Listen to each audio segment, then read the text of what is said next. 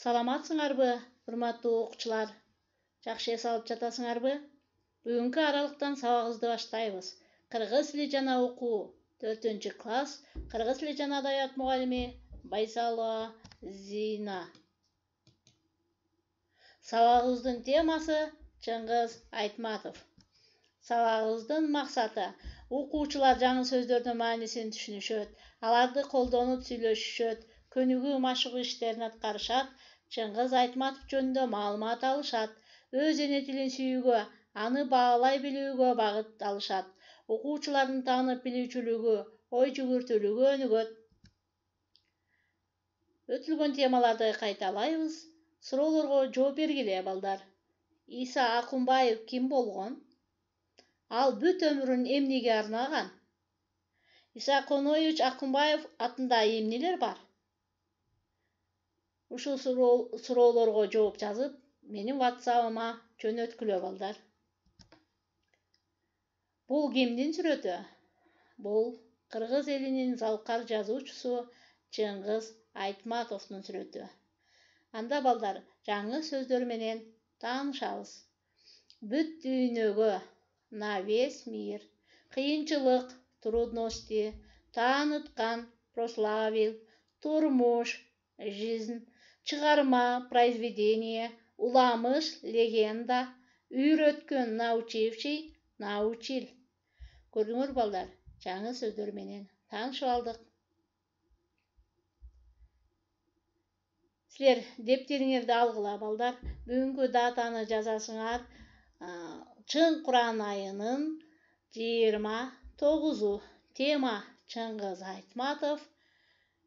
Эмне жөнүндө, ким тууралуу, эмне тууралуу деп жазгыла. Дагы биринчи көнүгүн иштейбиз. Дептериңерге сихаманы толуктап жазгыла балдар. Турмуштун кыйынчылыгы, жашоонун кыйынчылыгы, окуунун кыйынчылыгы деп толтуруп, ушуга окшоштуруп, башка сөздөрдү да толуктап жазгыла балдар. Экинчи көнүгү. Бул Чыңгыз Айтматов жөнүндө текст окуйбуз балдар. Окуп, созулма үндүлөрү катышкан сөздөрдү табабыз. Чыңгыз Айтматов кыргыз элин бүт дүйнөгө тааныткан жазуучу. Ал 1928-жылы Таластагы Шекер айылына туулган. Мектепте окуп жүргөндө согуш башталат. Турмуштун көп кыйынчылыктарын көрөт. Согуш мезгилинде көргөндөрү жөнүндө кийин өз чыгармаларында жазган. Чоң энеси айымкан неберелерине жомокторду, уламыштарды, элдик ырларды көп айтып берчү. Ал киши Чыңгызды эне тилин сүйүүгө үйрөткөн биринчи адам. Көрдүңөрбү балдар? Чыңгыз Айтматовдун чыгармалары көбүнчө согуш мезгилин чагылдырат. Анын көптөгөн чыгармалары бар. Мисалы, Ак кеме, Саманчынын жолу, Жамиля, Бетме-бет деген чыгармалары көбүнчө согуш мезгилин чагылдырган чыгармалары бар. Чыңгыз Айтматов чыгарма жазуу менен бирге ыр да жазган. Ошол ырды силерге тартуулайм. Кыялымда акку болуп учуп жүрөм көл үстүнөн, көк асмандын мейкенинде балык сымал эркин сүзөм. Алыс кетсем куса болуп, сагынам салкын төрүм. Алтын көлүм, ысык көлүм, сагындым мен толкун күркүм. Алыс кетсем куса болуп, сагынам салкын төрүм. Алтын көлүм, ысык көлүм, сагындым мен толкун күркүм.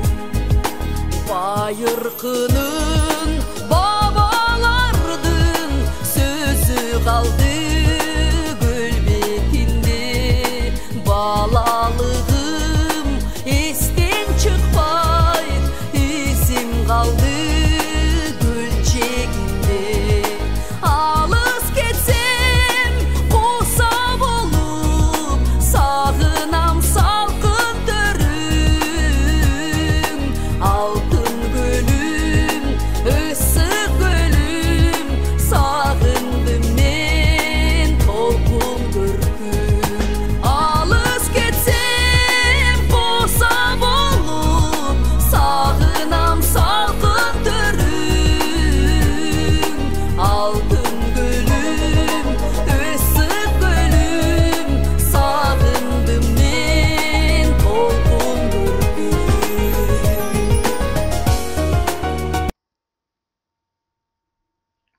балдар. Кандай сонунur. Ысык көл деген Чыңгыз Айтматовну уктуңар. Ал эмне жөнүндө айтылган? Көрдүңөрбү? Ырдыгы уктуңар. Эми балдар 3-көнүгүнү иштейбиз. Бул сүйлөмдө туурабы же туура эмеспи? Ошону тактайбыз балдар. Биринчи, Чыңгыз Айтматов өз элин бүт дүйнөгө тааныткан. Ооба балдар, бул туура. Чыңгыз Айтматов өзүнүн чыгармалары менен кыргыз элин бүт дүйнөгө тааныткан залкар жазуучу. Экинчи, ал Шекер айылында 1930-жылы төрөлгөн. Бул сүйлөм туура эмес түзүлгөн балдар. Көрдүңөрбү? Ал Шекер айылында 1928-жылы төрөлгөн. Үчүнчү, балалыгы согуш мезгилине туура келген. Ооба, Чыңгыз Айтматовдун балалыгы согуш мезгилине туура келген. Төртүнчү, чыгармаларында согуш жөнүндө жазган. Чыңгыз Айтматовдун көп чыгармаларында согуш жөнүндө жазылган. Эжеси эне тилин сүйүүгө үйрөткөн. Туура балдар? Туура айтасыңар. Жок. Чоң энеси эне тилин сүйүүгө үйрөткөн. Көрдүңөр балдар? Биз Чыңгыз Айтматов жөнүндө туура сүйлөмдөрдү тактап алдык. Эми эсиңерге тутуп алгыла балдар, ким жөнүндө, ким тууралуу, эмне жөнүндө, эмне тууралуу. Бул суроолорду кайсы убакта колдонобуз билип алдык. Биз бүгүнкү сабакта ким тууралуу, ким жөнүндө өттүк балдар. Ооба, Чыңгыз Айтматов тууралуу өттүк. Чыңгыз Айтматовдун чыгармалары жана өзүнүн балалык чагын, кантип кайсы мектепте кантип окуганын, жана кимден жомокторду укканын билип алдык. Жана ошондой эле Чыңгыз Айтматовдун ырын дагы уктук. Эми балдар үйгө тапшырма 4-көнүгө 138-бет толуктап жазгыла. Сызыкчанын ордуна тиешелүү сөздөрдү койгула. Көңүл бурганыңыздарга чоң рахмат.